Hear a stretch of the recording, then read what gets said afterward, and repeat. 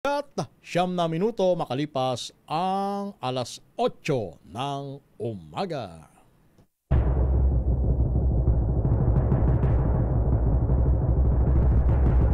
And the Golden Dove for Best Public Affairs Program Metro Manila goes to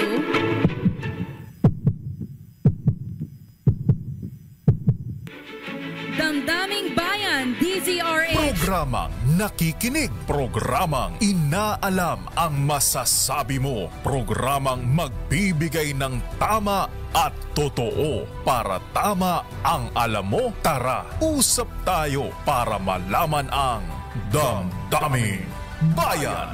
Live sa DZRH Radio, DZRH TV at DZRH Digital. DZRH Damdaming Bayan. Kasama sina Lakay Deo Macalma at Sister L Elaine Apit. DZRH Damdaming Bayan.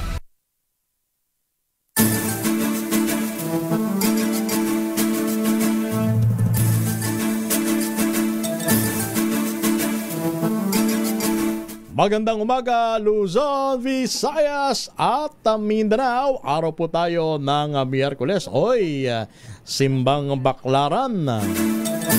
Ngayon ay 26 na sa buwan ng Nobyembre. Sa ngalan ni Boss Deo Macalma, ito pa rin ang inyong lingkod, si Romel Fuertes. Magandang umaga, Luzon, Visayas at Mindanao. Sister L po, Elaine Apit. Para sa DZRH, una sa Pilipinas. Una sa Pilipino. At welcome sa inyong paboritong programa, ang Damdaming Bayan. Teka muna, bago tayo magsimula ng ating talakayan, pasok muna natin itong buena manong balita, buena manong good news. Galing kay Sherwin Alfaro. Yes, dahil 29 days bago magpasko, kaya ang ating ninong ng bayan, Lakay Romel, ay hindi of course mapipigilan Nasaan ba si ng pamimigay Sherwin ng premyo. Pero bago Alfaro natin alamin ang kanyang lokasyon, nandito muna ang ating word of the day.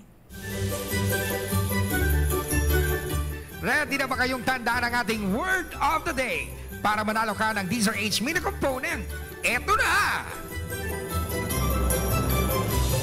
At ang ating word of the day ay homecoming. Ayan. Natandaan mo. Yes, sa ating winner ngayong umaga, tandaan mo yan dahil mamaya itatanong yan sa'yo ni Ninong Sherwin na nandyan sa may barangay Upper Bikutan sa Taguig City. Ninong Sherwin. Good morning, Sherwin. Wala pa si Sherwin Alfaro. Shout lang muna. Ayun. Ikaw naman doon Akala ko naman nandyan na ang ninong ng bayan. Pero at least, nasabi na natin ang word of the day Lakay Romel. Kaya naman doon sa ating magiging winner, pakinggan niyo pong maigi yung ating word of the day na homecoming para manalo po kayo ng papremyo mula kay Ninong Sherwin. At si Ninong Sherwin ay nasa barangay Upper Bikutan sa Taguig City. Congratulations kung sino man ang napili mong bibigyan ng maagang pamasko, Sherwin. Balikan na lang natin mamaya, Lakay Romel.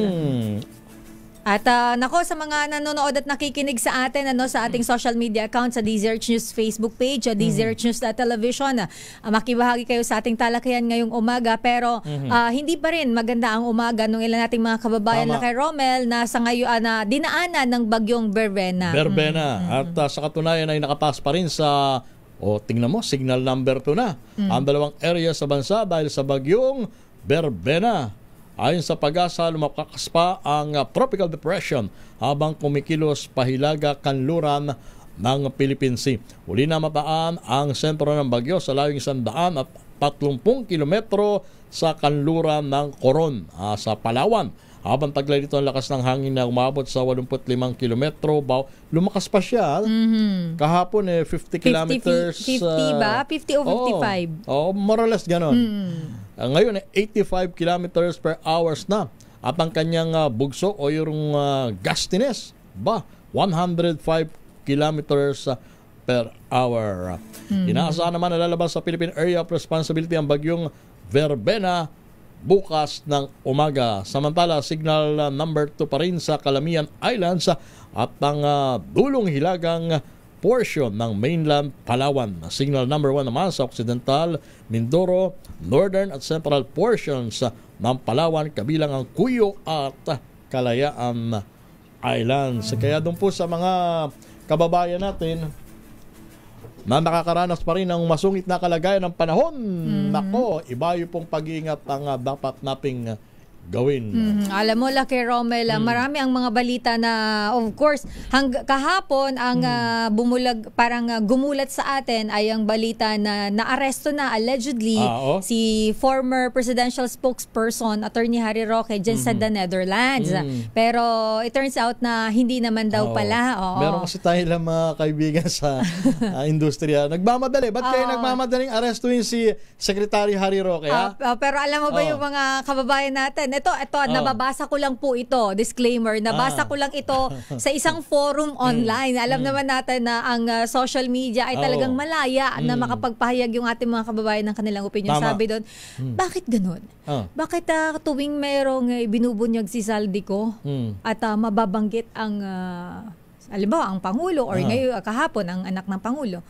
Meron kayong pinapasabog na bagong issue. Bakit? Gusto niyo bang takpan? Sabi, ganon lang naman yung nabasa ko. But I'm not saying na ganon talaga. Yun ay opinion nila yan. Opinion yun ng ating mga kababayan. Kaya sabi ko, yung ating mga kababayan talaga, alam mo, ang tindi nila mag-isip. ang Taba talaga ng utak. Pero ang totoo, mismong si dating Secretary Harry Roque na ang nagpahayag ng paliwanag na hindi siya inaresto.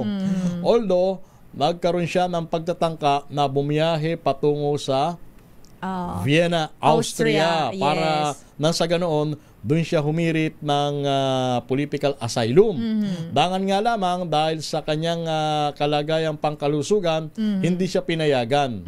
Dahil meron siyang certification mula sa doktor na magiging peligro kung siya ay babiyahe. Ayan. So sa ngayon, si Secretary Harry Roque ay nananatili sa the Netherlands. Ayun. So akala ko naman kahapon nasa eroplano na siya. Kaya nga, kasi pinakita niya yung sa boarding pass. yung kopya ng kanyang boarding pass sa social media account niya. Yung pala, doon pa lang sa Netherlands, sa pinigilan na siya na bumiyahe patungo sa Vienna, Austria. Mamaya pag-usapan natin yung Lucky Romel, tsaka ano ba ang reaksyon ng palasyo sa naging ika-apat na ba yun? Fifth part ng video. Parang Netflix series ako tong naman, ni former Congressman Saldico. Ako naman nagtataka ko kasi 'di ba kanselado na yung pasaporte ni dating Secretary Harry Roque. Bakit meron pa siyang pagtatangka na bumiyahe sa ibang bansa? Anong pasaporte ang gamit niya? 'Di ba? Pero yung pangalan dun sa sa boarding pass, pangalan niya. Kaya nga Oo, junior pala siya. Kasi kung kanselado na yung pasaporte niya, anong ginagamit niya na saka anong privilege niya para bumiyahe kung wala? Kasi yung pasaporte niya, once na i-cancel yan, hindi ka na makakabiyahe, di ba? Hindi na siya makakabiyahe. Kailangan sumangguni tayo sa mga eksperto. Anyway, papasukin muna natin ang report mula sa ICI. DPWH mag-aay ng panibagong case referral sa Ombudsman laban pa rin sa mga may sabit sa flood control scandal. RH number 15, Giselle Ricafort. Giselle. Kay Romel, mag-ahain ng Independent Commission for Infrastructure at Department of Public Works and Highways ng panibago na case referral sa Ombudsman laban sa mga sabit sa anomalya sa mga proyekto sa flood control. Hindi pa idinidetalye ng komisyon kung sino-sino yung tatamaan o kung sino-sino yung kanilang pakakasuhan sa pang-pito na nilang interim report at referral mamayang alas 2:30 ng hapon. Pero una nang sinabi ni ICI Chairman Andy Reyes na 3 dati o kasalukuyang senador ang sapol ng susunod nilang rekomendasyon na delay lamang yung paghahain ng referral laban sa kanila dahil sumalang pa raw yan sa ebaluasyon matapos magsumiti naman si dating Public Works Undersecretary Roberto Bernardo ng ikalawa niyang supplemental supplemental affidavit sa komisyon. Samantala, Lakay Romel, inaantabayanan na natin yung pagdating ni na Congressman Reynante Arrogancia at Yodi Odi Tariela na haharap sa pagdinig ng Independent Commission, pero kapwa humiling ng executive session. Pareho silang pinangalanan ng mga diskaya na tumanggap di umano ng kickback mula sa mga proyekto sa flood control. Ito si Giselle Ricoport para sa DZRH, una sa Pilipinas, una sa Pilipino. Maraming salamat, RHF 15, Giselle Ricafort. Samantala, nandito na Lakay Romel. May winner na tayo sa ating Pasko Panalo Eto na, promo. mamimigay ng regalo. Yes, ang Sige. ating ninong ng bayan ay nandyan sa Barangay Upper Bikutan, Taguig City. Ninong Sherwin, sino ang bibigyan mo ng regalo ngayong umaga? Good morning, Sherwin. Tumutok sa DZRH at manalo ng instant 1,000 pesos sa Pasko Panalo Malakas Promo. Kasama ang Pride Detergent. Ninong Sherwin! Sherwin, Yes, si Sir magandang El maguli. at kay Romel. Nako, eto nga't napakaswerte ng ating viewer dahil siya ay nanonood ng DZRH sa kanilang TV via YouTube. Kaya naman huling-huli natin. Itong si Tatay pangalan nyo? Amy po. Amy Emmy. Harina. Kala ko Emmy Calixto. Amy Harina po. Harina? Harina as inyong pinagagawa ng tinapay. Pero letter J po ako. Letter J yung Harina. Ayun. Dapat palagi kayong nakatune in sa DZRH. Sino paboritong announcer? Magmula sa umaga po, si Dio Macalma. Si Angelo Palmones ng umaga, bago ako umalis. Tapos Katunying, tsaka Jerry. Ngayon naman, wala yata si Sir Deo, si Mayor, si Romel ang nandyan. Antaray Saka si naman ni Eileen. Kuya, alam na alam Di ba, talaga. kabisado? Oo. Deserve na deserve. Oo, alam mo. Deserve na deserve. Kung magkukwiz to si, ano nga ulit pangalan ni Kuya Ninong Sherwin? Emmy. Si Kuya Emmy. Kuya Emmy, magandang Oo. umaga. Kung magkukwiz Gandang to, umaga, Sir Romel. perfect ang quiz ni Kuya Emmy. Oh. Kuya Emmy, ano pong pinagkakabalahan natin? Ngayon po, off po ako sa trabaho. Oh. At saka nakapalo ako kay Ma'am Elaine palagi. Aba, Ay, wow. talaga naman. Salamat po. Iba na talagang social media influencer. Thank you so much po sa pag-follow. Ayan. Yes, ma'am. Ilan na po ang anak natin, Mang Emmy? Meron po akong 2 anak na nandito. Wow. Nag-aaral pa po, Kuya Emmy. Wala na po, ma'am. Nagtatrabaho na po. Aba naman. May So, apo na po. May apo na po. wala pa. Meron po. Mayroon Aba, na. talaga naman Oo, pero batang-bata si Kuya Oo Emmy. nga eh. Para ilang taon lang po ba kayo? Mamatanda na po ako. 63 years old na Wow. po. Hindi halata. Seryoso ba yan? Parang 62 lang kapag nakita mo siya sa personal. Ikaw talaga, Ninong Sherwin. Dahil Ate Emmy, ikaw palagi nakatutok sa DZRH, meron kang 1,000 Ayun. pesos. Ayun. At syempre, para makuha mo yung ating mini component, kailangan masagot mo yung ating DZRH word of the day. Ano po ang ating word of the day? Word of the day po natin is homecoming. Aba naman. Bigyan para ng sa mini nalalapit component na pag-uwi yan. Oo. ng mga nasa labas ng Pilipinas, homecoming. Ayun. Ayun. Ito, meron na kayong DZRH mini component, meron pang DZRH t-shirt, palambutin. DZRH Noche Buena basket, siksik-liglig kumaapaw. Aba, Ayan. talaga kompleto si Ricardos, ha? Kutkutin, ang bangus sisig ng Regal Foods Oo. International Incorporated. Ni Ninong Yan, Richard C. Ayan. Ang sarap niyan, lalo kang iuulam mo sa kaning mainit. Ay, lalo umuulan-ulan na Sherwin. Ako, Anong sasaw-saw sasabi mo sa Tate suka. Emmy? Ma'am, Anong sasabi niyo pa Tate Emmy?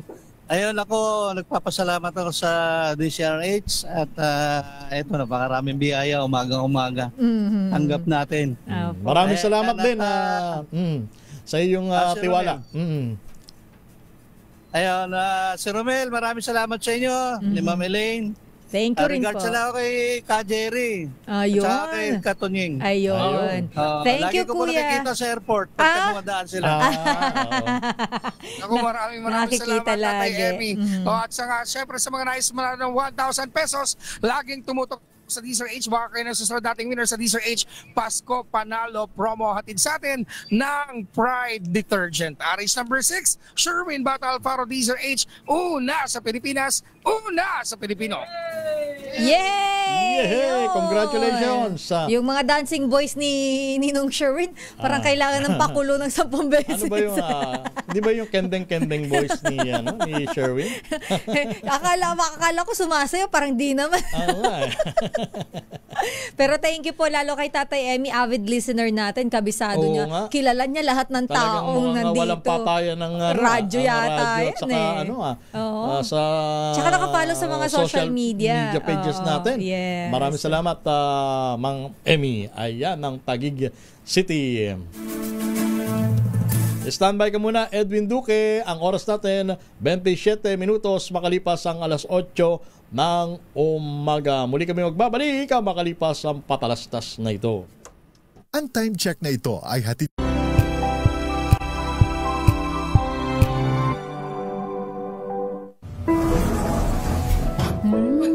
Amoy forever. Amoy LQ. Amoy New Cala Berry Blooms. Amoy Cala, amoy good vibes. May nagbago. May arte.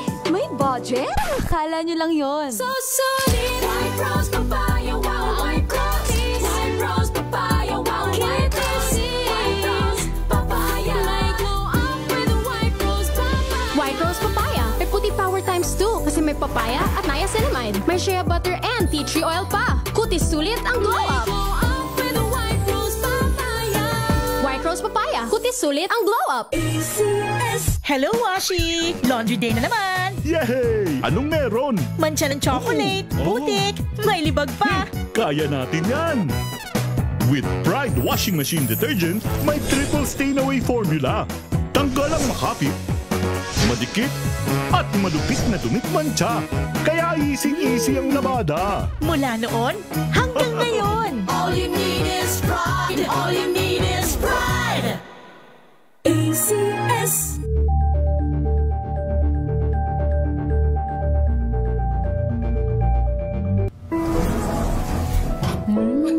Amoy forever. Amoy LQ. Amoy New Cala Berry Blooms. Amoy Cala, amoy good vibes. Jiggy Manikad po. Bilang isang broadcaster, mahalaga sa akin ang tamang impormasyon. Sa lahat ng bagay, kahit sa food supplement, mapanuri ako. Kaya dito ako sa subok ng MX3 capsule. Ito'y may alpha, beta at gamma mangosteen. Para sa akin, sigurado ako sa MX3 capsule. Dito ako believe.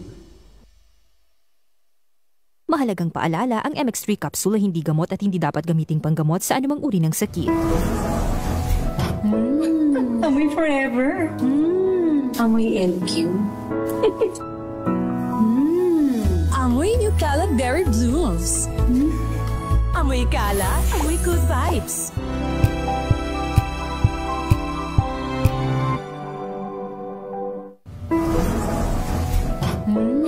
Amoy forever.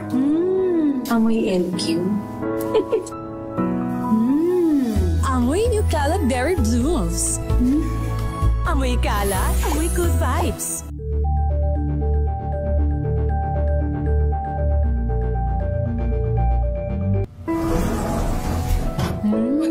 Amoy forever. Amoy LQ. Amoy New Cala Berry Blooms. Amoy Cala, amoy good vibes.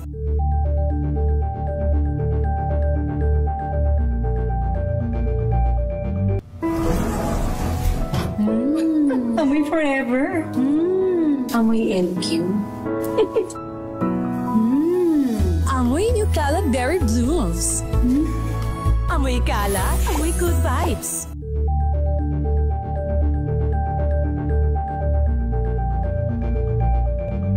Maulan man, no worries na amoy kulong ang damit. Charm Fabcon, bangong kumaka-bloom, tanggal amoy kulong sa bango ng Charm. Kaya gamit ko, Charm Fabcon with Bloom Fresh technology. Kills 99.9% of kulob-causing bacteria. May aroma burst pa of thousands of flowers and berries. Ang sampay sa loob, no amoy kulob. Bangong kumaka-bloom sa Charm. Charm Fabcon. ACS.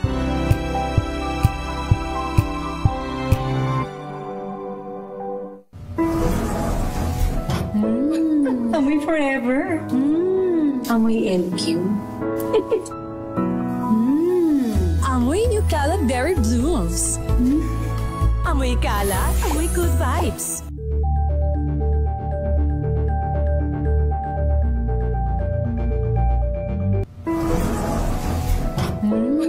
Amoy forever. Amoy LQ. Amoy New Caleb Berry Blooms.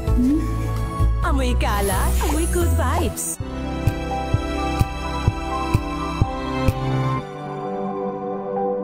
Sa loob ng 86 na taon, DZRH ang naging kaagapay ng mga Pilipino sa balita, sa serbisyo at sa bawat kwento. 86 na taon ng tiwala at sa mga darating pang taon, mas pinalakas at mas pinagtibay para sa Pilipino. Balik tayo sa inyong programa, ang Damdaming Bayan. Minus muna sila kay Boss Deo Macalma. Ito ang inyong lingkod, si Romel Fuertes. At nakakasama pa rin po, Sister L, Elaine Apit. Kamusta na ang umaga natin mga kababayan? Oy, teka muna. Sa araw ng linggo, November 30, meron yung, na mga nakakasang rally. Alam mo lang kay Romel, ito yung Baha Saloneta 2.0. At sasabayan ito ng simultaneous na kilos protesta ng iba't ibang grupo naman sa iba't ibang panig ng bansa. At ang pinakatampok dyan, bukod sa Luneta, mayroong magaganap na pagkilos sa EDSA People Power Monument. Yes, ito yung mayroon pang 'di ba yung trillion peso march? Tama ba ako? Ito yung kasabay nila. Yan yung nung Baha kasabay nila. sa Luneta 2.0. Kaya inaasahan natin na magiging abala na naman yung mga autoridad. Ngayong Sunday na agad yan, Laki Romel. Ang panalangin natin, sana maging mapayapa ang pagkilos. Sana hindi na maulit yung nangyari noong September 21. Yes, diba? na nagkaroon ng batuhan dyan sa lungsod ng Maynila sa may anong area sa ng Minjola. Ayan, nagkaroon ng may mga nasaktang pulis. So sana po ay peaceful rally. Pwede naman tayong mag-express ng ating saloobin, ng ating nais iparating ng peaceful. Ang pakiusap ng mga otoridad doon sa mga organizer ng rally ay bantayan yung kanilang hanay. Yes. Kasi baka mamaya merong ilang grupo dyan na magsamantala, humalo sa inyo, magsagawa ng hindi ka nais-nais, manggulo. Magkakaroon ng problema. Yes. Kasi yung mga iba naman dyan, Laki Romel, organized naman talaga yan. Like, sige, magpoprotesta tayo, pero ito lang gagawin natin. Ito lang, kumbaga, limitado lang tayo dito sa ganitong mga pamantayan. Yes, given na, of course, nandyan ang mga pulis, nakabantay, pero may iilan talaga na nakakalusot. Katulad nung mga nakamask nung nakaraan na mga nagbato ng bote, na kung nanakit ng pulis. Siguro dapat nating tularan, in fairness, doon sa ginanap na peace rally ng Iglesia ni Cristo. INC, hindi ba't merong ilang grupo na nagtangkang humalo sa kanila? Pero hindi nila pinagbigyan. Hindi nila pinagbigyan kasi nga gusto nilang manatili yung talagang purpose ng kanilang pagkilos, sa kanilang pagtitipon. Dangan nga lamang nung bandang uli kaso medyo medyo nabahiran yata ng pagdududa, diba? Hindi naman in fairness sa tingin ko wala silang alam. Hindi inaasahan ng Iglesia ni Cristo na mangyayari yun. Kasi di ba yung nauna si Manong Chavit Singso nagsalita naman, which is parang pigil na pigil yung mama, di ba? Hindi siya makapagsalita ng iba. Yung kay Senador Marcoleta, siguro given yun kasi INC siya. Pero ang hindi nila doon alam is may ganitong ibubunyag si Senator Amy Marcos. So of course hindi naman siguro sila ganung kabastos para patayan ng microphone si Senator Amy. Kaya inayaan nilang magsalita yung senadora. At ako nakakasiguro na kung sa una pa lang alam na nila yung magiging paksa nung talumpati ni yung, Senator Amy Marcos. Yung laman. I'm sure. Hindi yun magsasalita. Nila papayagan magsalita. Hindi papayagan ng liderato ng INC kasi ang commitment nga nila walang politika, walang bahid politika. Kasi yun ang iniiwasan nila, kaya nga hindi pinayagan yung iba na makihalop kasi baka magkaroon ng color ng politics. Tama. Kaso hindi naman nila control hindi lahat yung isang tao, ang sitwasyon. yung sitwasyon. Wala nga naman sabihin nila dun kay Senator Amy, baba ka. Kayo yung binabasa mo, ano yung binabasa mo? Siyempre, hindi na. Professional sila. In fairness sa liderato ng Iglesia ni Cristo. Pero sana yun ang perfect example ng peaceful rally. Peaceful rally. Biruin mo, napakarami nun. Walang more than half million incident na nangyari. Sana sa linggo, ganun din ang mangyari. Walang problema magpahayag ka. Hindi walang mali doon. Mayroon tayong freedom to do that. Lalo na, ang ipinaglalaban natin pare-pareho ay ang labanan ang katiwalian. Ikulong ang dapat managot. Tuldukan ang graft and corruption. Yes, sa bagay na yan, lahat tayo, regardless kung anong kulay politika, lahat tayo nagkakaisa. Teka muna, papasukin muna natin. Kanina pa yata si Edwin naubos na daw yung almusal, Laki Romel. Meron bang paalmusal si Edwin? Nasirang pampasaherong bus sa bahagi ng Balintawak. Nagdudulot ngayon ng mabigat na daloy ng trapiko. Kaya yung mga naiipit dyan sa traffic sa area ng Balintawak, narito ang dahilan. Ibalita mo yan, RH number 23, Edwin Duque. Edwin. Dako, Kuya Romel, Miss Elaine, at unti-unti nang lumulawag itong bahagi, itong traffic na dinanas dito sa may papasok ng Balintawak. Mula dyan sa kaban ng southbound ng North Luzon Expressway dahil isang bus ng Partas yung nasiraan at dumating na yung pinaka-replacement itong bus at hinatak na ito ng MMDA at nakaangkla na yung panghatak, makikita mo sa video. At yung ibang pasahero ay nakausap natin, yung naghatak sa kanya ay ililipat sa kabila. Dahil yung bus na nasira sa lalim ng tulay, yun yung volume na paakyat, pakanan paakyat, papuntang tulay, papuntang Quezon City. So lahat ng natigil, naapektuhan yung mga sasakyan hanggang doon sa dulo ng Caloocan going to Valenzuela. Buti lamang at agad naka-monitor yung ahensya ng MMDA at kanila na nga itong hatakin patungo sa bahagi ng Bonifacio para hindi na maging balakid pa doon sa mga galing ng North Luzon Expressway patungo ng Balintawak na pakanan ng papuntang Quezon City at inaasahan kapag nakakuha na ito, Kuya Romel, ay tuloy nang luluwag itong daloy ng trapiko. Lahat na nanggagaling ng Northern Luzon papasok ng Balintawak going to Manila at to Quezon City. So yan ang traffic update. Monitor mula pa rin dito sa Balintawak sa Quezon City. RH 1 to 3. Edwin Duque nagulat sa DSRH, una sa Pilipinas, una sa Pilipino. Maraming salamat, Edwin Duque, nagatid sa ating oras at napakabilis ng oras, 39 minutos, makalipas ang alas 8 ng umaga. Ngayon pong araw ng Miyerkules. Ika-26 po tayo sa buwan ng Nobyembre at doon po sa mga deboto na magsisimba dyan sa Baclaran Church. Huwag niyo pong kalilimutan, ipagdasal po natin ang ating bansa. Kasi aminin natin at hindi, Sister El, napakasakit tanggapin itong 2025 na ito. Kabi-kabi ng trahedya ang naranasan ng ating bansa. At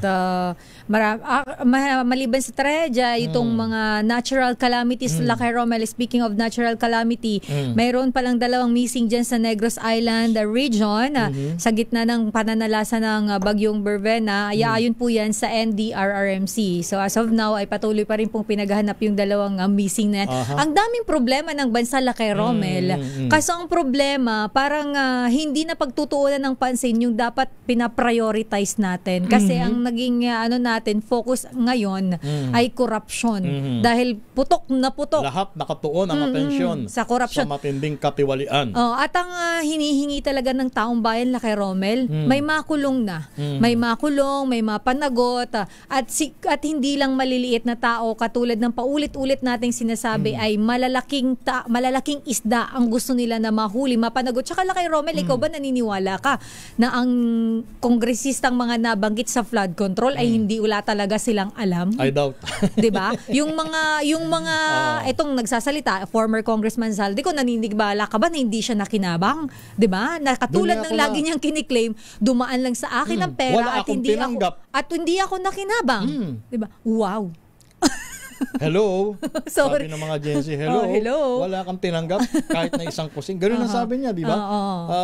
Ang naging papel niya lang daw, ayon sa kanya, taga-deliver lang. Yun nga. Yun ang kanyang claim. Pero, granted, for the sake of argument, na ganun ang naging papel mo sa... Na nag-deliver ka. Kunyari, kung totoo man.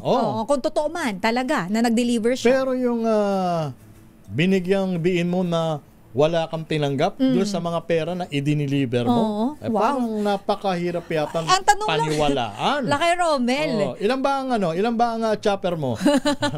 Nagtrabaho ka, hindi ka binayaran o ka charity, 'di ba? At saka isusugal mo yung reputasyon mo, yung buhay mo, seguridad mo. Hindi ba? At saka yung property mo na napakadami. Actually, wag natin i-single out si former Congressman Zaldico. May mga nababanggit din na ibang mga pangalan pa na mga politiko na kilala at sikat at mga taga DPWH. Tapos baka mamaya sila pa yung magtistig. My goodness. Ngayon, ang turning point dito, Sister R, meron ng mga umamin. Yan siguro ang masasabi natin na isa sa mga pangunahing factor para mabigyan ng hustisya ang ating bansa laban dito sa nangyaring malawakang kapiwalian. Since time immemorial. Yes. Sabihin ko na. Mayroon naman talaga. Oo, garapan lang talaga kayo ngayon. Anlalano ngayon, tsaka na-unmask talaga yung matinding corruption sa gobyerno. At katulad ng inamin ni dating DPWH Undersecretary Bernardo, siya umamin siya. Saka yung tatlo, hindi ba? Si Bryce. Yung tatlong engineer ng Bulacan, DPWH. Si JP Mendoza at saka itong sino nga ito, Henry Alcantara. 'Di ba sila? May mga nakinabang tong mga to. At saka one way or the other, nagkakatugma yung kanila mga, although meron ding mga inconsistencies. Yes, mayroong papasinungalingan ni Bryce, sasabihin ni Henry hindi totoo. Tama. Pero along the way, merong punto na nagkakatugma yung kanilang mga salaysay. You can connect the dots naman. Kahit papaano, kahit may lumilihis. Pag kinonect mo, may tugma At alam mong yung iba, ay hindi na dahil confused na tayo anong totoo o hindi, alam mong mayroong pinoprotektahan, hindi mapangalanan. At yung dalawang kongresista kahapon na humili ng executive session. Sina Congressman Asistio ng Caloocan at si Congressman Arjo Atayde ng Quezon City. Nag-tell all daw itong si Congressman Dean Asistio, sabi ng according sa report ni Giselle from ICI, di ba? So, ang tanong, ano ba yung mga ibinulgar nitong dalawa? Hindi ba pwedeng sabihin yan in public? Ganun ba ka-sensitive, ka-confidential yung kanilang naging statement? Alam mo kaya nagkakaroon din ng Lucky Romel yung tao ng doubt. Dahil kaya nga ang hirit nila, sana may live streaming. Pero yung mayroon kasing risk din sa live streaming. Yung privacy naman ang magiging argumento dyan. Tsaka minsan, Lucky Romel, once na mabanggit yung pangalan ng isang tao, na kahit wala pa naman talagang ebidensya laban doon, nahuhusgahan na. Nahuhusgahan. So yun din yung iniiwasan ng ICI. Kaya nga bumalangkas sila ng mga guidelines. Para maitakda ang regulasyon sa pagsasagawa ng live stream. Ayan. Ang mahirap kasi ngayon, Lucky Romel, kapag ang isang video ay kinat. Halimbawa, ikaw may sinabi ka, isang buong portion yun. Pero in-splice yung video mo at yung portion lang na parang maglalabas na negatibo pa may sinabi ka negatibo ang dating, pero in the end, hindi naman pala siya negatibo. Ang dami pa ng mga magagaling na nag-e-edit sa social media. Meron pang AI. Pero ang problema naman, kaya lagi natin panawagan sa ating mga kababayan, maging mag-research, mag-double check ng informasyon. Kasi yung iba, Lucky Romel, naniniwala. Basta-basta maniwala. Yun ang problema. Maniwala. At doon naman sa mga nagsesend ng mga mensahe sa social media, maging responsable naman tayo. Yes, oo. Kung hindi sa inyo tumama ang karma, ay alalahanin nyo, meron kayong mga kamag-anak. Kasi obviously, meron talagang gumagawa ng propaganda sa social media. Ay, oo, totoo yan. Marami. Yung mga nagpapakalat ng fake news. Yes, oo. Halapang pinopondohan. Sorry to say. Alam nga namang gagawa ka ng paninira. In a national scale. Tapos wala kang bayad. Ano naman na makukuha mo ron? Hindi ba? Kaya ingat-ingat po tayo. Yan ang problema sa social media eh. Hindi ba? Dahil masyadong click or masyadong ito yung in ngayon eh.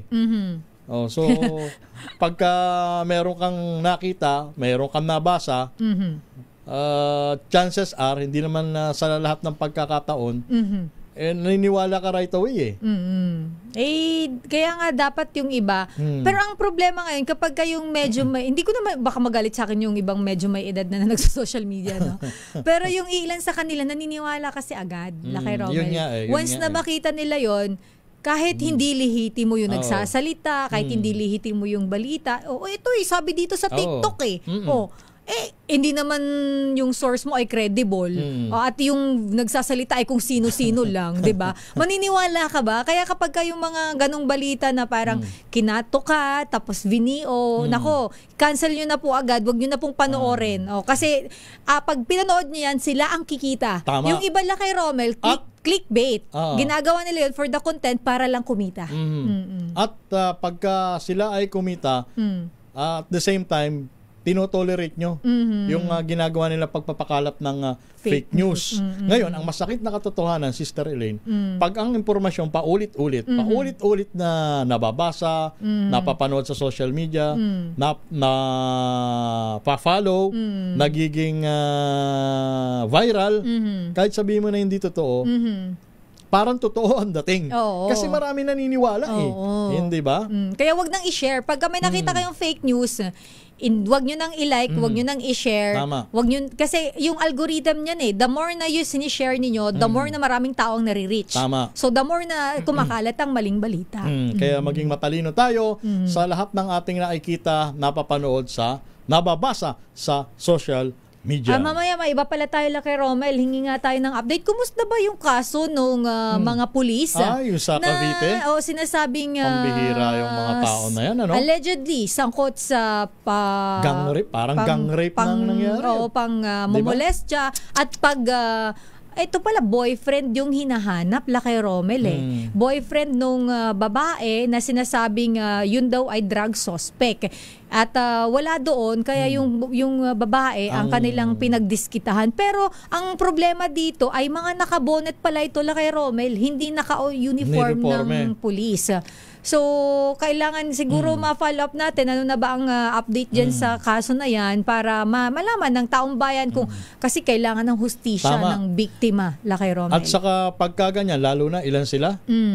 Ilan ba? Siyam na pulis. Ang pambansang pulisya, ginagawa ang lahat ng paraan para maibangon ang kanilang integridad. Totoo. Para mapabango ang kanilang imahen sa publiko. At para ang pulis, Lakay Romel, dapat pinagkakatiwalaan ng tao, hindi kinakatakutan. And then, malalaman natin na merong ilang pulis na sangkot sa mga ganitong karumal-dumal na krimen. Kaya yung mga matitinong pulis, yung mga pulis na nagsisikap na hindi mabahira ng kanilang kredibilidad, nadadamay, hindi ba? Maraming matitinong pulis, sa totoo lang. Pero nababahira nung iilan na talaga namang mga koloko, hindi mo maintindihan kung anong trip sa buhay.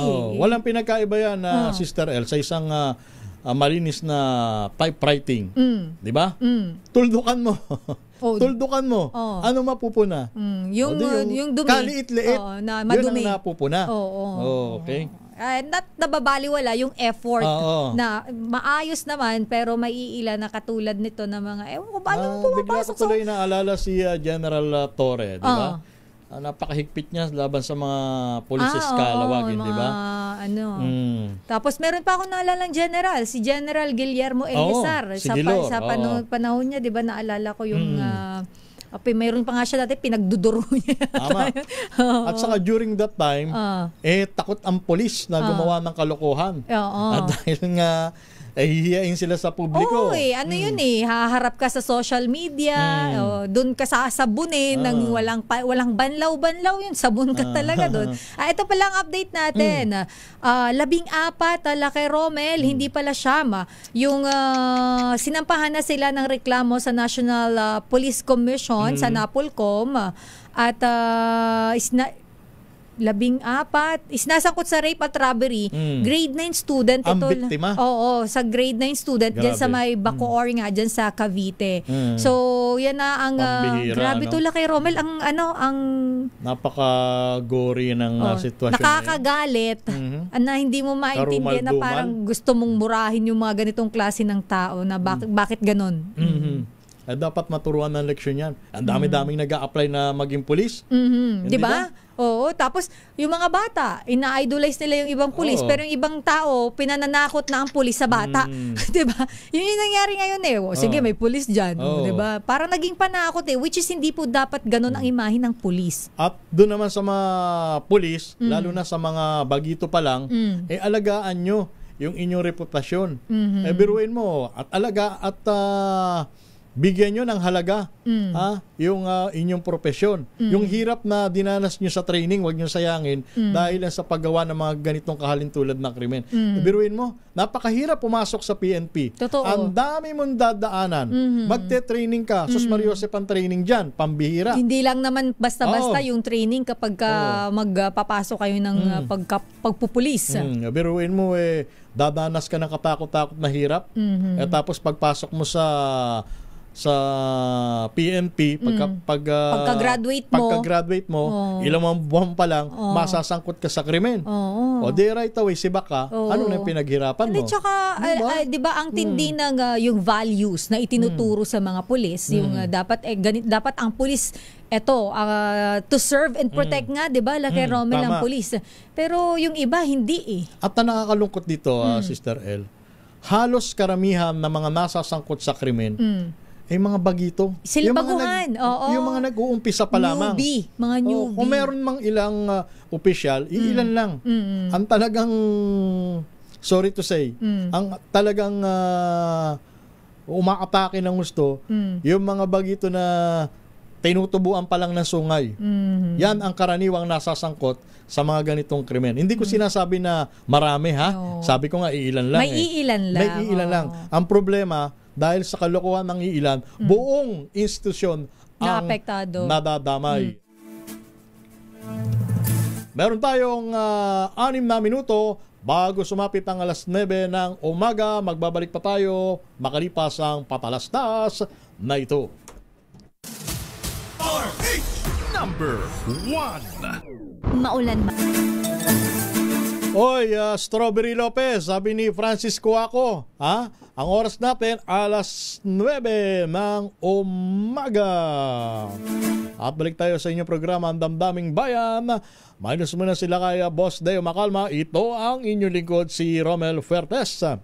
At Sister El po, Elaine Apit.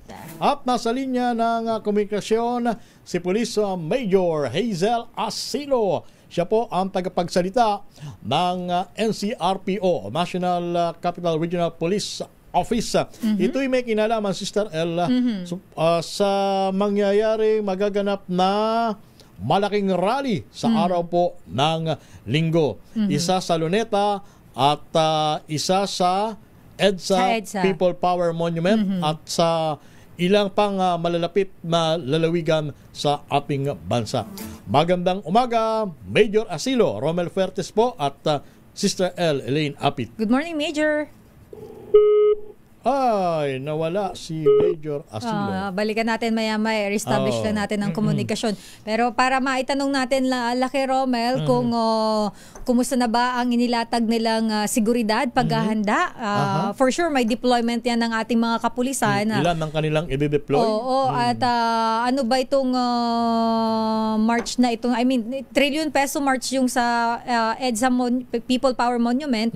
At ito namang sa Luneta ay ibang grupo din nito, Lucky Romel. At aside dyan, may ibang lugar pa ba? Meron pa. Oo, kasi ito, simultaneous yan. Simultaneous nga daw Tapos parang mayroon din sa Davao, Iloilo, Cebu.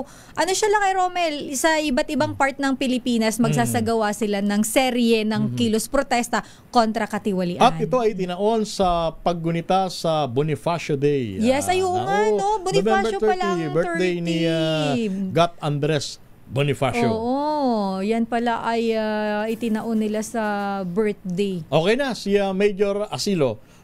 Good morning, Major Romel Fuertes at Elaine Apit here. Ayun. Yes. Ma'am, kamusta na po ang paghahanda ng kapulisan dito sa Metro Manila tungkol sa malaking rally sa araw po ng Linggo? Yes, po dun sa ating mahigit 15,000 na personnel i-deploy sa buong Metro Manila, masinsinan pa rin po yung ginagawa natin na gaya po ng ating mga nakaschedule na walkthrough, yung ating pong CDM rehearsals, yung deployment po natin ng drones at patuloy na pag-ocular inspection. Ganun din po yung installation natin ng mga CCTV para masiguro po na real-time yung monitoring natin sa mga magaganap na pagtitipon. At sa Luneta po, ilan po ang sa tansya ng pulisya ang dadalo sa rally at dito rin sa EDSA People Power? Ilang ang crowd estimate po ng NCRPO? Sa ngayon po, wala pa po tayong hawak na permit ng grupo na magtitipon po dito sa Luneta. Pero po dito sa People Power Monument, ayon po sa kanila, ang expected crowd po nila is nasa 300,000. 300,000. Po, yan pala yung ating merong data tayo. Pero according po sa permit naman na ibinigay po ng city is nasa 50,000 na po. So may conflict tayo sa bilang na ibinigay ng Quezon City local government at saka po dun sa expected na crowd na po ng order. Major, tatawag po kami ulit sa iyo. Gagamit dating ni Major. Gamitin natin yung isang linya kay binabanggit niya. Kay Major Hazel, ibalitan lang natin ang linya kasi para mas malinaw, para mas marinig natin yung mga detalye nitong rally na isasagawa sa November 30. Ayan, Major, tatawag po kami ulit. Gamit po ang landline. Sige, Major Asilo. Ayan, Major. Hello po. Ayan, better sige na. Po. Ayan. Go ahead, Major Asilo. Pakituloy niyo po yung kanyang binabanggit kanina. Yung crowd estimate. Yes po. Kung meron na po kayo. Estimate po natin dito po sa Quezon City is nasa 300,000. 300,000. Dito naman, yes po. Sa Luneta naman po, since wala pa po tayong hawak na permit, wala pa pong i-issue na permit dito po sa mga organizers ng rally dito sa Luneta, wala pa po tayong exact na bilang or estimate kung ilan po yung magtitipon dito sa Manila. NCR po ba, aside sa Luneta at EDSA People Power Monument, Major Asilo, ma'am, meron pa po bang ibang lugar dito sa NCR na magsasagawa ng rally? Naputol naman si Major Asilo. O kasi alam mo lang kay Romel, kung 300,000 expected ang crowd dyan sa may EDSA People Power Monument, dahil nga sa Luneta ay wala pa palang permit. So, kumusta ang magiging sitwasyon ng trapiko niyan? Dahil medyo malaki ang bilang na yan. So, paano ba? And of course, ang MMDA pala, dapat din nating maitanong kung ano yung kanilang isinasagawang mga paghahanda para dyan. Dahil yung mga motorista, kasi pag weekend marami rin ang namamasyal lang kay Romel. Ay, lalo na ngayon, malapit ng Pasko. Ayo nga pala, diba? Tsaka may mga mall sale na. Mga sale na. Dapat malaman natin kung ano yung paghahanda. Ayan na, nakabalik na sa linya si Major Asilo.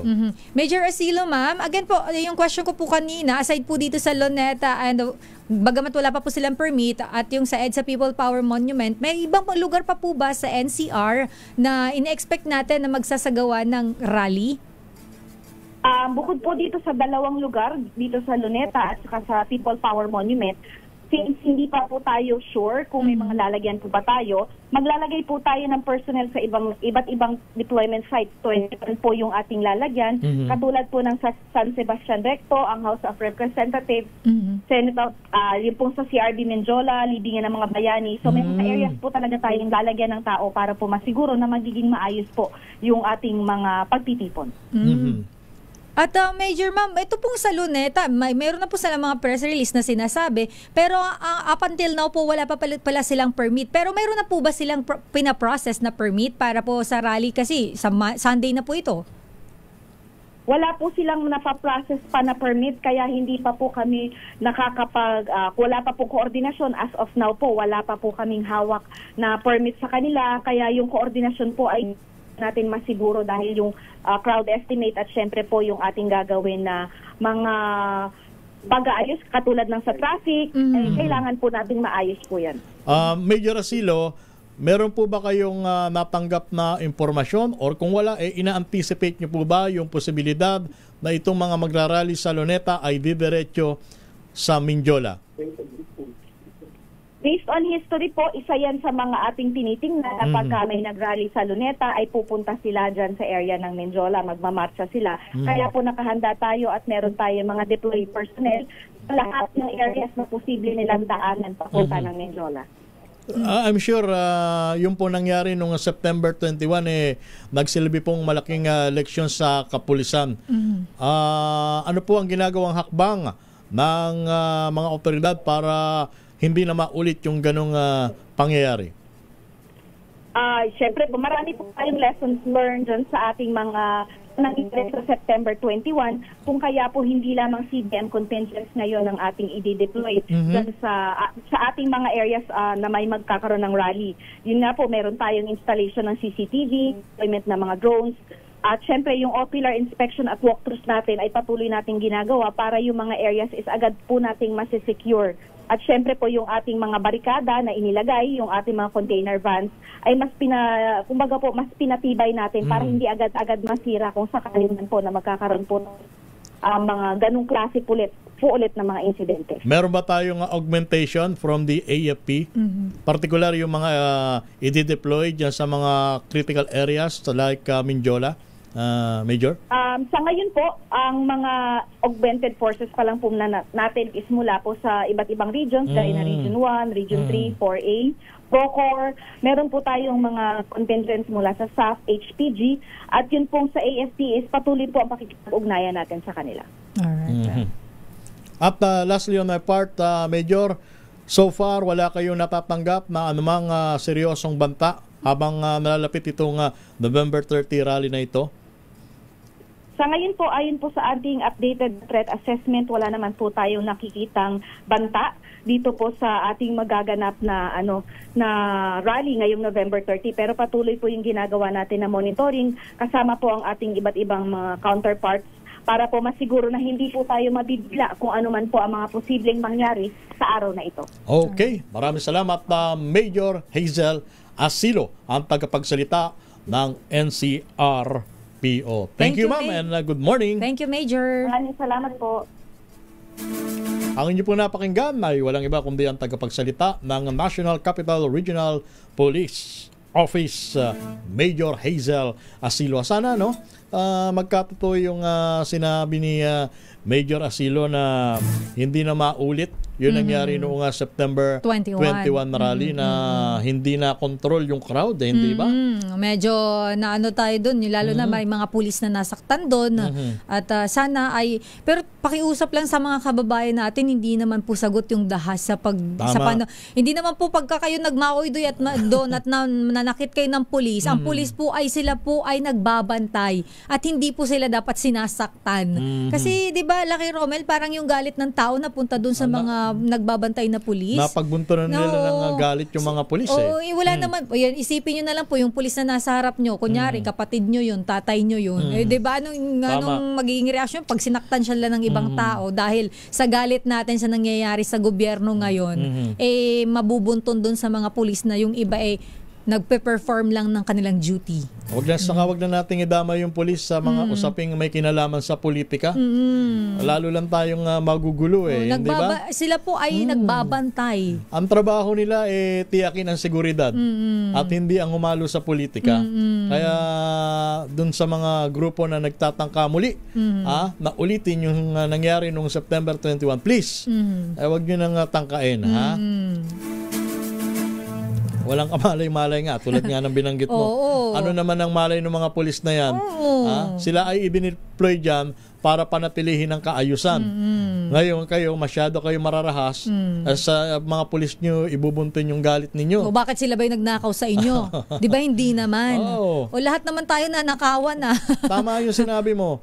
Ilagay nyo yung sarili nyo sa sitwasyon ng mga pulis. Ako yung lagi kong iniisip kapag kapatid or tatay ko yan. Anak, halimbawa. Yung or anak ko yan, di ba? Or pamangkin ko yan. Halimbawa, anak mo, ikaw isang pulis. Yung anak mo, ang lagi niyang wish makabalik ng maayos yung kanyang daddy.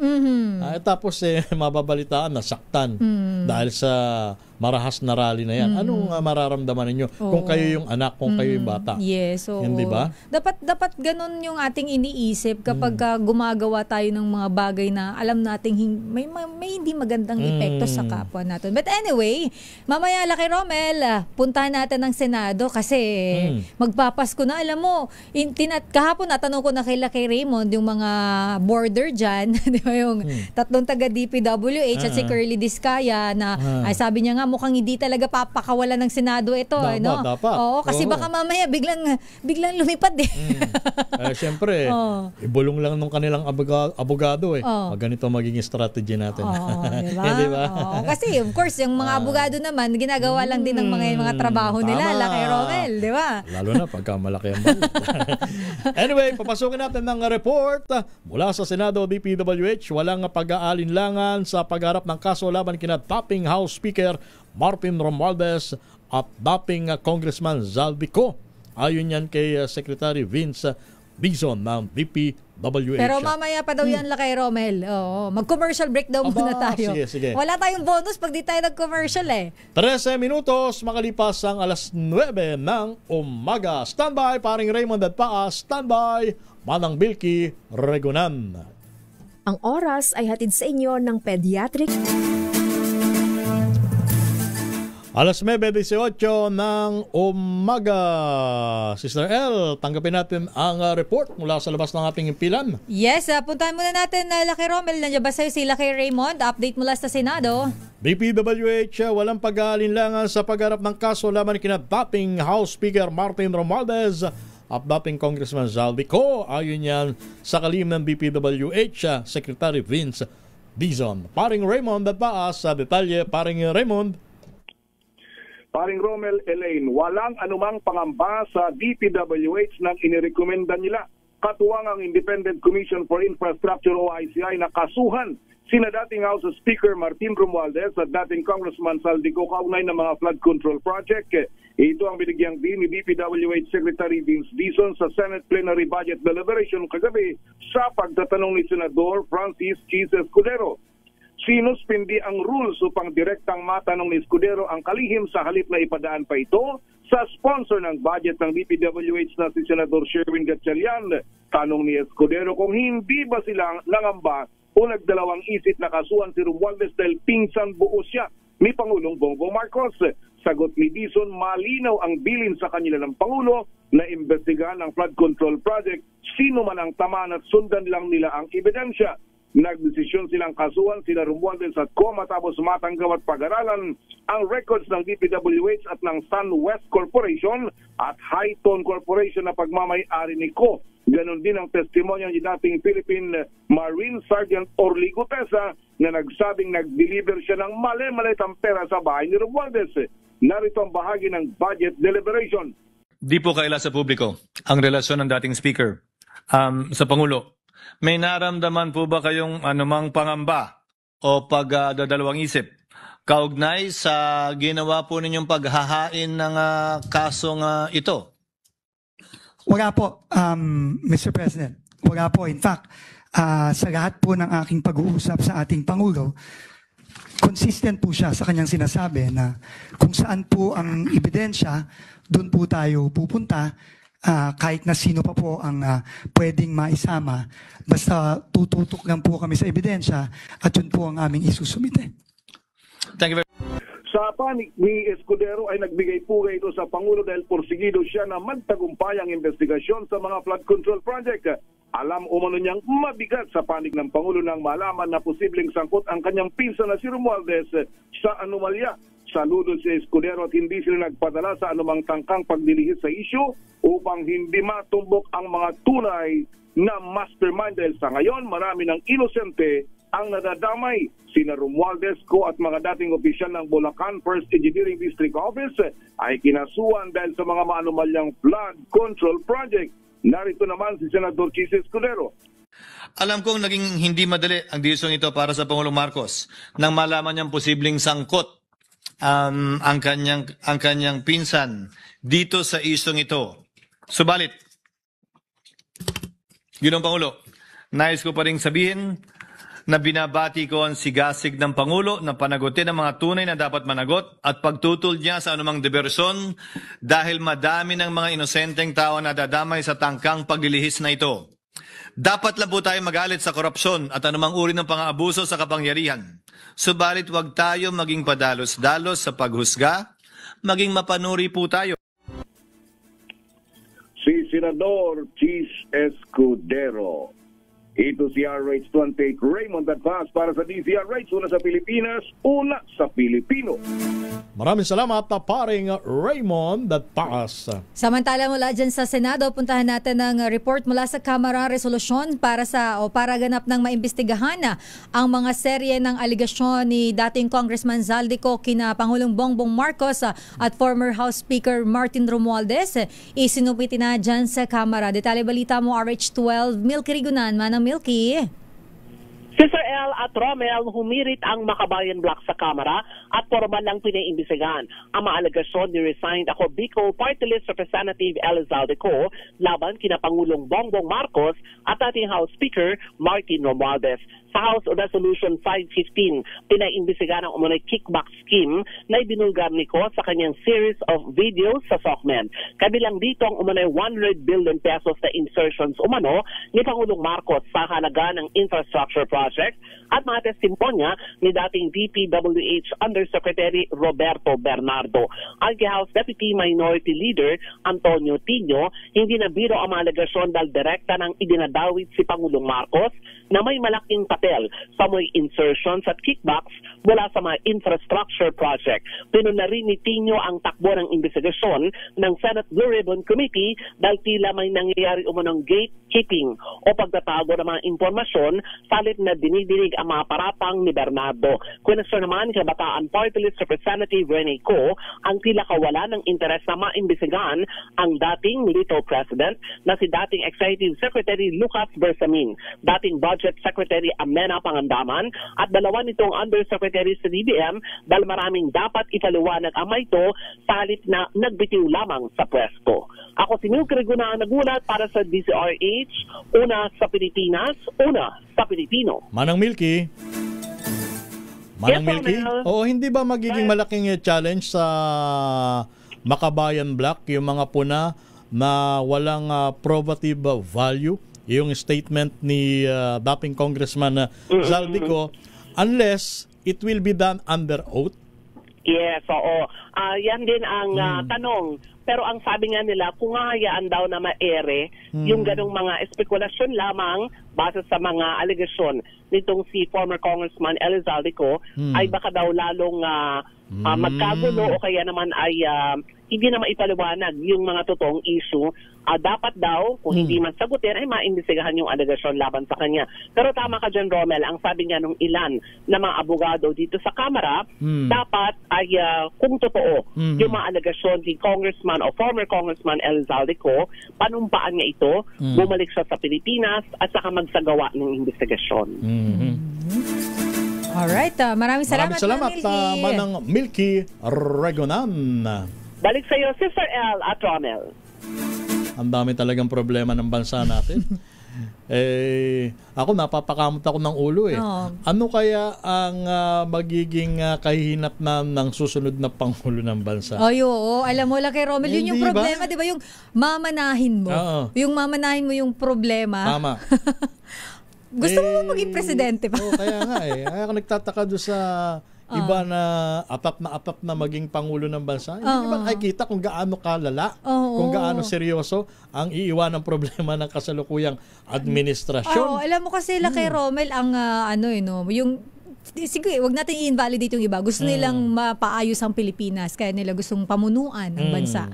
Pero sa tindi ng problema, hindi mo yung magagawa overnight eh. Tama. 'Di ba? Yung parang pagkaupo mo diyan, may gusto kang ipatupad, hindi mo naman yan agad-agad matutupad eh. Kasi hindi naman overnight yan eh. Madaming proseso. Tingnan mo ang termino ng Pangulong Bongbong Marcos.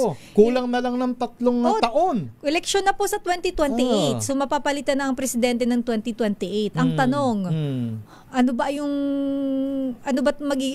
ang babak ma'am ng susunod na presidente?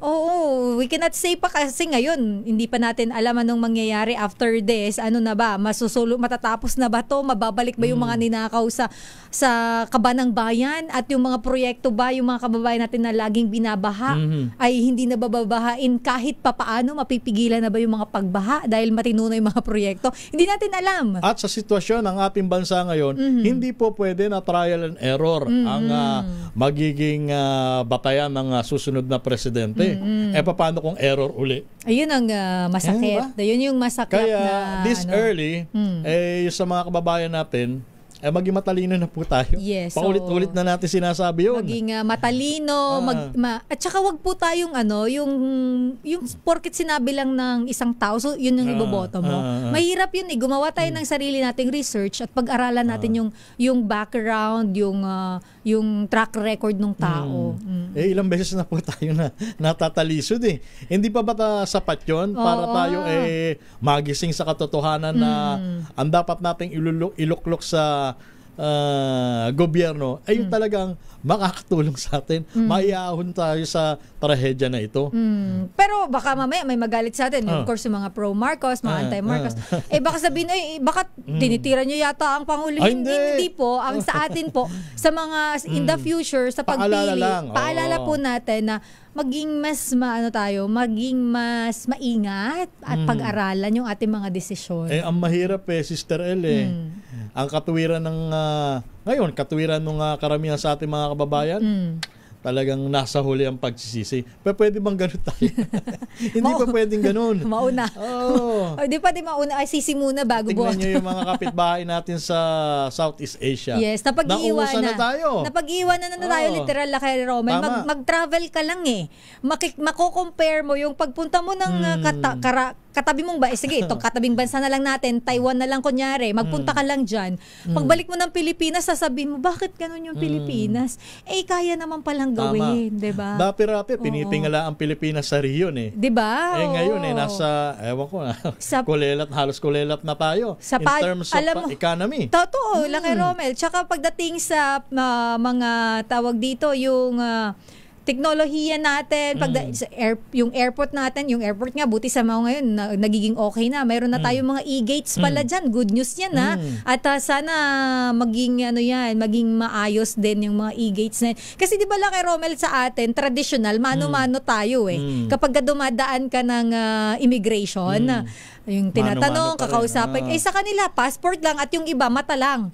O titingin ka lang sa camera, okay ka na. At sa kabila ng samot-saring problema ng bansa, in fairness naman, ginagawa naman ng Pangulo ang lahat ng kanyang makakaya para yun naman, tayo makasalba dito sa malaking problema na ito.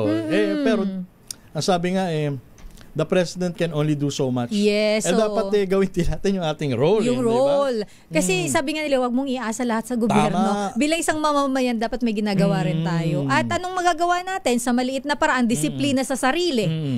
Wag tayong maging kabahagi ng korupsyon. Diba? Yung mga maliliit na bagay. Kung hindi tayo maging bahagi ng problema, solusyon. Tayo. So, wag na tayong sumama doon sa mga problema natin. Kasi ang hirap kapag tayo nakurap, problema rin tayo ng bansang ito. So, dapat tayo mismo ay disiplinado. Meron tayong 30 minuto bago sumapit ang 10:00 ng umaga. Teka, batiin ko muna itong sino ba yan, Laki Romel? Classmate ko nung college sa Lyceum of the Philippines.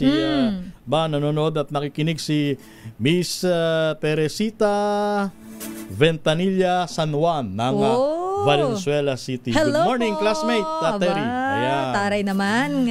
At binabati ni Francis Cuaco ang kanyang girlfriend. Kaibigang babae, Francis Cuaco, si Strawberry Lopez. Ayan, paborito niya yan eh.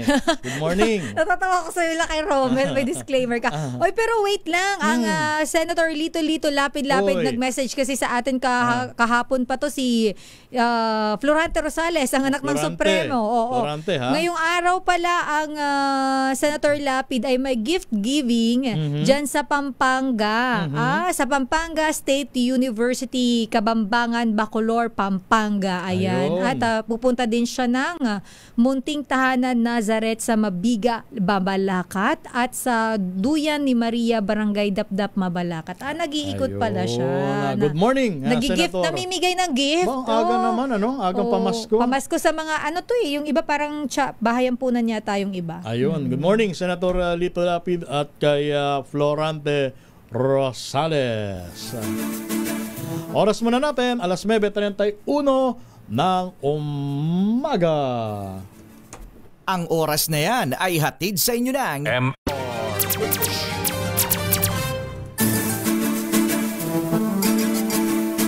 Dalawampu minuto bago sumapit ang alas 10 ng umaga. Kayo ay nakikinig pa rin at nanonood sa inyong paboritong programa, Ang Damdaming Bayan, na sumasa inyo tuwing alas 8 hanggang alas 10 ng umaga.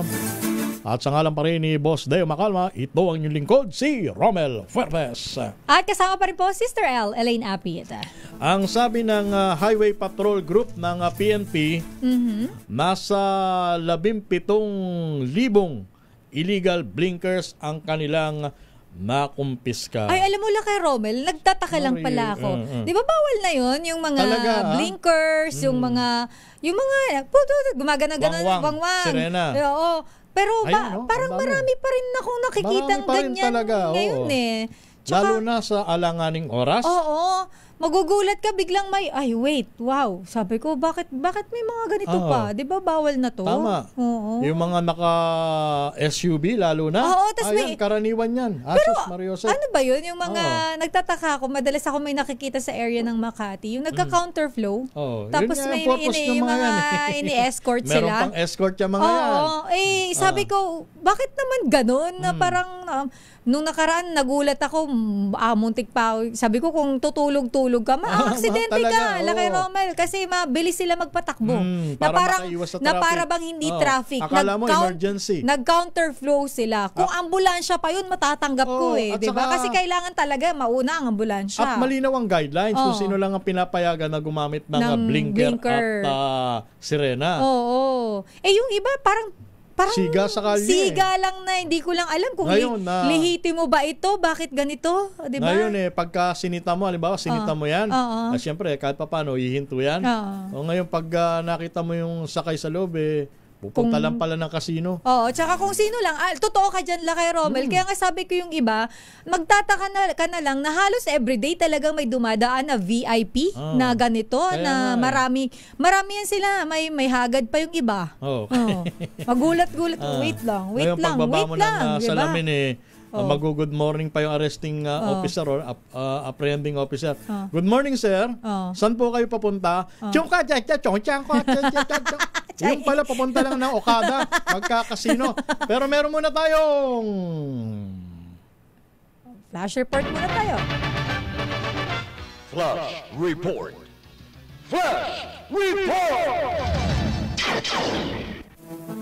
Isa pang engineer ng DPWH, ayan, na may arrest warrant, nasa Sandigan, Bayan na. Sino yan? Val Gonzales. Val.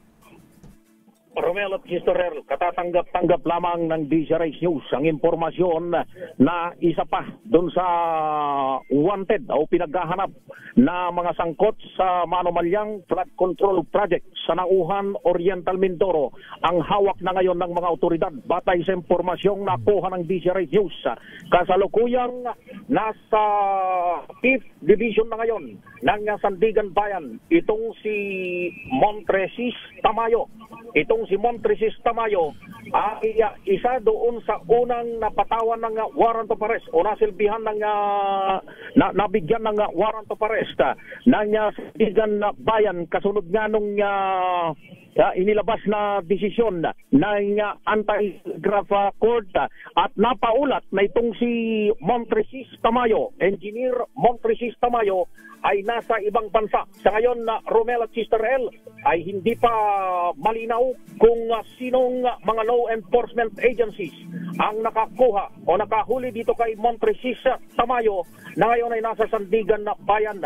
Ang impormasyon ay binigay Romel at Sister El ay nasa ibang bansa ito, ay malamang na malamang ay nahuli ito diyan sa bahagi ng NAIA o ng airport dito sa Pasay City. Ako'y magsasagawa pa ng follow-up report. Ako si Val Gonzales, DZRH, una sa Pilipinas, una sa Pilipino. Maraming salamat na Val Gonzales sa iyong Flash Report. Flash Report! Samantala, puntahan natin ang lungsod ng Maynila. Higit sa 800,000 pesos na halaga ng kush na diskubre namang nakatago sa mga stuffed toy. Nako, gaano karami ito? Kasi 800,000 pesos. Grabe no, Laki Romel, yung mga illegal drugs. Ang dami pa rin pumapasok sa Pilipinas, ano? Tapos yung iba, tapos palutang-lutang yung iba sa dagat. Di ba yung mga floating shabu na napakarami nitong nakaraan dyan sa may area ng Zambales. Di ba may nakuha dyan yung mga mangingisda na bingwi. Tapos ngayon ito, nasa stuffed toy. For sure, pinalaman ito. RH29, Boy Gonzales, Boy. Boy, magandang umaga. Nasabat ng Bureau of Customs sa Port of Clark ang 538 gramo ng high-grade marijuana o kus na may tinating halaga na 807,000 piso. Ang droga nakatago sa parcel na dineklarang keychain nagmula sa Hong Kong at napatungong Binyan, Laguna. Na-flag ang padala sa X-ray scan at kinumpirma ng PGAN na K9 state test na may droga ito. Sa physical inspection at takpuan ang 2 tahong ng labubu keychain na bawat isa may sealed pouches ng tuyong marijuana leaves at fruiting tops ng ISO ang BOC ng warrant of seizure ang detention dahil sa paglabag sa Customs Modernization and Tariff Act o RA 10863 kaugnay sa RA 9165. Ayon kay Customs Commissioner Ariel Nepomuceno, pinuri ang kausayan ng mga tauhan sa pagbantay at profiling na resulta sa pagkakasabat ng illegal na droga. Ito si Boy Gonzales para sa Disarison sa Pilipinas, una sa Pilipino. Maraming salamat na Boy Gonzales. Samantala, update naman sa pinsalang iniwan ng bagyong Verbena. At 2 nga ang idiniklarang missing at higit 78,000 na pamilya ang apektado. Mula sa Campo Aguinaldo, alamin natin ang iba pang detalye. RH number 52, Edniel Parosa. Edniel, magandang umaga. Romel, 2 pang patuloy na hinahanap na otoridad kasunod ng pananalasa ng bagyong Verbena. Sa pinakahuling report ng National Disaster Risk Reduction and Management Council ay talang missing persons sa Negros Island region. Bahagi sila ng 78,736 na pamilya. Katumbas na higit sa 275,000 na individual na naapektuhan ng tropical depression. Sa kabuang bilang, 14,238 ang mga pamilyang naranatili pa rin sa mga evacuation center. Pinakamarami sa mga sinalantao, halos 45,000 na families sa galing pa rin sa Negros Island na magugunitang nakaranas nga ng malawakang pagbaha. Kaya dyan sa sentro nito sa Bacolod City. Bukod sa lugar, apektado rin ang ilang residente sa Mimaropa, Region 6, Region 7 at Caraga. Samantala, Lakay Romel, dito pa rin nga tayo sa Campo Aguinaldo kung saan natatapos lamang nung closing ceremony ng exercise San Lakas. Sa kauna-unang pagkakataon ay nagsagawa ng joint training ang Armed Forces of the Philippines, Philippine National Police at Philippine Coast Guard para sa unity at interoperability ng mga hanay para sa panahon ng krisis. Isinagawa yan dito sa AFP General Headquarters, paungunan ng AFP Chief of Staff General Romeo Browder Jr. At sa susunod na taon, ang magiging ikalawang edisyon ng Exercise ng Lakas ay mapupunta na sa pangasiwa ng Philippine Coast Guard. Ito si Edniel Parrosa, nag-uulat para sa DZRH. Una sa Pilipinas, una sa Pilipino. Maraming salamat, Edniel Parrosa mula sa Campo Aguinaldo. 12 minutos bago sumapit ang alas 10 ng umaga. Meron ka pang babatiin dyan, Sister L? Ay, isa shoutout ko lang ang mga taga Barangay Bautista, Juvillar, Albay. Ayan, finally may kuryente na. Maraming salamat sa Aleco. May kuryente na kami dyan dahil nung nakaraang bagyo kay Romel, ay actually feeling ko, ito, tingin ko lang, may ilang mga lugar pa na up until now ay walang kuryente. Oo, dahil sa nangyaring bagyo. And hopefully sana ay magawa ng paraan na bago magpasko, kay Romel, ay magkaroon na ng kuryente. Kasi kawawa yung ilan natin mga kababayan na nagtitiis sa madilim na gabi kapag ganitong wala pa rin kuryente. Pero sa amin, thank you na nagkaroon ng kuryente, pero sana wag namang patay sindila kay Romel. Kasi parang literal na Christmas light ang ano namin dyan ang kuryente namin dyan. At saka prone sa sunog yan. Ako, ang nasira sa amin, TV, ref. So parang naka 3-4 na TV na kami dahil dyan sa yung ganung patay sindi. Pagka wala kang voltage regulator. Yes, talagang sira. Madaling masira ang appliances. Umuusok siya Pagka minsan na biglang balik ng kuryente, umuusok. Buti na lang yung ref, medyo may sarili siyang, ano ba tawag doon? Yung parang... Hindi ko alam. Basta parang parang pagka bumalik yung kuryente, hindi mo na siya agad namamatay. Ganon. Ay nag-go-on. So yung kuryente hindi biglang pumapasok doon sa appliances. Ayun.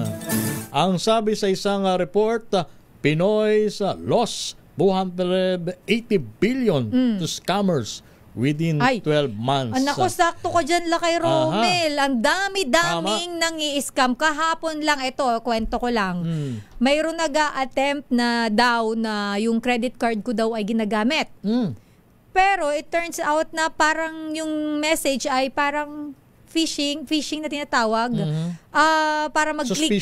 Mag-click ka ng link or tumawag ka dun sa number or mag-reply ka. So hindi ko kinagat yun. Ang ginawa ko, binlock ko yung credit card ko, pero dinilit ko din yung, hindi ko din pinansin yung nag-message, hindi ako nag-reply. Ay lalo na ngayon, nalalapit ang panahon ng Kapaskuhan. Yes. Nako, magpe-fiesta yung mga scammer niyan. Gagawa ng iba't ibang style para makapanloko. At ang karaniwan or karamihan sa mga nabibiktima, yung kanilang paborito, yung mga senior citizen. Yes. Please lang po, kayo mga nakababata, gagabayan niyo yung mga lolo at lola ninyo. Baka mamaya binigyan niyo yan ng cellphone. Tapos natuto yan na magpipindot ng magpipindot. Oo. Tsaka madaling maniwala yung mga yan. Tama. Baka mamaya saka pipindot niyan, yung pala scam na. Ngayon kung i-check niya yung account niya sa bangko, wala na. Kasi naibigay na yung PIN. Di ba? Yun ang lagi natin ang paalala ng mga banks. Huwag mag-click ng link at pagka po ang transaction ay nanghihingi na sa inyo ng PIN or one-time password. I-disregard nyo agad yan. Huwag na po kayong mag-proceed at i-end nyo na, i-block nyo na agad yung kumukontak sa inyo. Scam po yan. Or kung kayo po ay nagdududa, pwede naman kayong magpasama. Halimbawa, yung mga senior citizen. Siyempre, yung mga yan hindi mapakali yan. Kayo mga apo or anak, kung meron naman pinakamalapit na sangay ng bangko, na merong account yung lolo at lola ninyo, samahan nyo na, pagtyagaan nyo na. Yes. Di ba? Para makasiguro lang. Yes. Actually, yung iba, Laki Romel, katulad ng kilala natin na tago natin sa pangalang Deo Macalma. Hindi yan nag-online banking.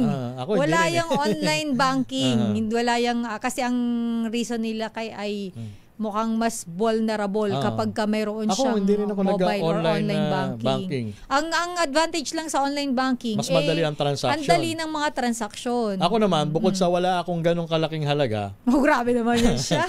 Wala sa'yo yung pera. Pareho kami ng paniniwala ni Boss Deo na pagka naka-online banking ka, mas prone sa mga ganon. Sa mga scam. Kaya traditional ka talaga. Doon na lang ako sa primitive over style. The counter lagi. Primitive. Grabe primitive. At least safe ang pera mo, hindi ba? Pero siguro pero meron pa rin nadadali, ha? Yung iba naman, parang unauthorized, pero malabo na yung sa mga bangko ngayon. Yung nagpapanggap, parang malabo na hindi na nangyayari. Pero meron pa rin mga meron pa rin mga instances na talagang hindi mo mapaliwanag. Oo. 'Di ba? Kahit sabihin mo meron kang libreta de bangko, nalolost, nawawala. Nawawala ng kasi yung mga scammer magagaling Oo nga, 'di ba? Dahil nga sa teknolohiya, lalo na yung talagang mga tinatawag na notorious. Yes, talagang gagawin nila lahat ng paraan para makapang-scam. Kaya dapat tayo maging matalino. Meron pa diyan yung nagte-text, you won 100,000 pesos. Wow, 100,000 diba? ka na. Meron ganun. Tapos sa bandang huli, kailangan mag-send ka muna ng ganito para ma-claim mo yung premium mo. Huwag kayong maniniwala dyan. Unang-una, halimbawa, sabihin, nanalo ka sa raffle. Wala ka namang sinasalihan. Diba? Tsaka, meron pa yan. Yung usually yung iba on our airline company. Kunyari, ganito, ganyan. Nanalo ka ng ganito sa airline company. Dahil sa recent travel mo. Halimbawa, hindi naman ako nag-travel. Free-trip to ganyan. Hindi naman ako nag-travel. Huwag kayong magpapaniwala sa mga ganyan. Pagka ganun, wag tayong maniniwala. Tsaka kapag wala kang sinalihan posibleng manalo ka, diba? Hindi, meron silang term na ginagamit na kahit hindi ka sumali sa raffle. Parang random according sa data nila. Mga gayon, may ganun. Diba? Based sa data ni Globe, ni Smart, ni ganito. Ikaw ang napili. Tapos may DTI permit number, kemi pa yung mga meron pang resource person Get in touch with this attorney Kulapo to claim your prize. Ngayon, tatawag. Pero alam mo, minsan meron talaga sumasagot tapos yun nga, bago mo ma-claim yung premium mo, kailangan mag-send ka muna ng ganitong amount sa yun, nanalo ka, ikaw pa yung magsisend. Talasan natin yung pag-iisip natin. Hindi, tsaka, pero alam mo, yung iba lang kay Romel, may napanood ako, matalino ito Matalino yung parang post niya sa page niya. Ang ginawa niya, pinagtripan niya yung scammer. Mali-maling OTP pinagbibigay niya hanggang sa nabaliw-baliw na siya, pinatayan na lang siya ng tawag. Kasi kung ano-anong binibigay number, mabaliw ka doon, paano mag-work yun? Ituloy natin yung discussion na yan. Pero in the meantime, meron munang report si Giselle Ricafort tungkol sa routine security check na isinasagawa sa loob ng ICI compound. Alamin natin ang sitwasyon. Giselle, good morning. Good morning, Lakay Romel. Nag-inspeksyon yung Taguig City Police Station dito sa DOE compound kung nasaan yung tanggapan ng Independent Commission for Infrastructure o ICI. Nag-ikot yung ilang K9 unit sa bisinidad ng complex maging sa loob ng media room ng komisyon. Ayon kay Lieutenant Trio Di Maawat ng Station EOD K9 unit, wala namang security threat sa lugar at bahagi lamang ito ng isinasagawa nilang routine security check sa mga vital installation. Nagbabaan niya ng memo yung Krame para sa araw-araw na security check sa mga vital installation, kabilang na yung mga pasilidad ng gobyerno na sinimulan ilang buwan na yung nakararaan.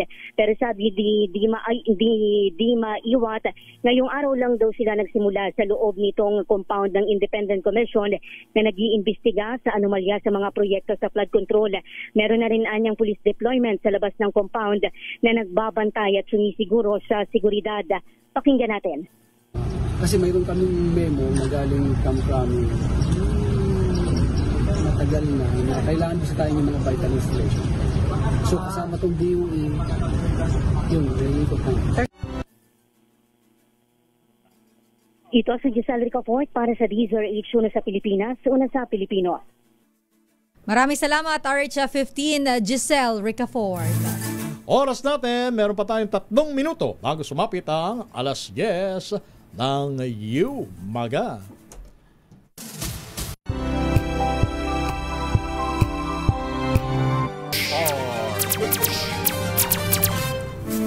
At meron na tayong 10:01 ng umaga, Sister El. Naku, kailangan na pala natin magpaalam, Lakay Romel. At sa mga naghahanap po kay Lakay, baka by Friday, nandito na si Lakay Mayor Deo Macalma. And meron lang po siyang importanteng pinuntahan. Huwag po kayong mag-isip ng kung ano-ano. Ayan. At ito ang inyong lingkod, si Romel Fuertes. At susunod na si Miss May Binauan. 1 minuto o 2 minuto na makalipas ang 10:00 ng umaga.